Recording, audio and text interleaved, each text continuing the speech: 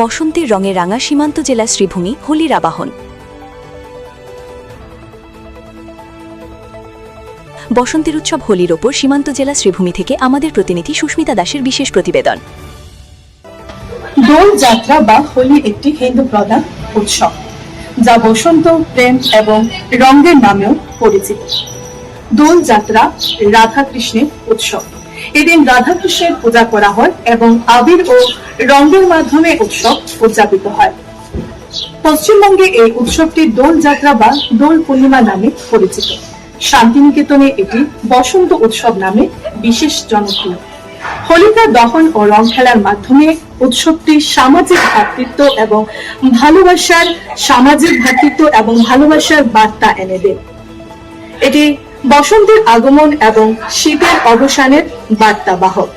এদিন ভালোবাসার এবং রং খেলার এবং রাধাকৃষ্ণের পূজা করে সমগ্র ভারতে এই ফাল্গুন পূর্ণিমার যে দোল উৎসব হয়, সারা ভারতে এই উৎসব মহা সমারোহে পালিত হয়।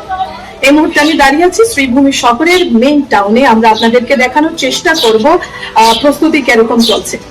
রং, আনন্দ আর ভ্রাতৃত্বের বার্তা নিয়ে বসন্তের উৎসব হোলি আসতেই উৎসবের আমেজে মেতে উঠেছে গোটা বরাক উপত্যকা।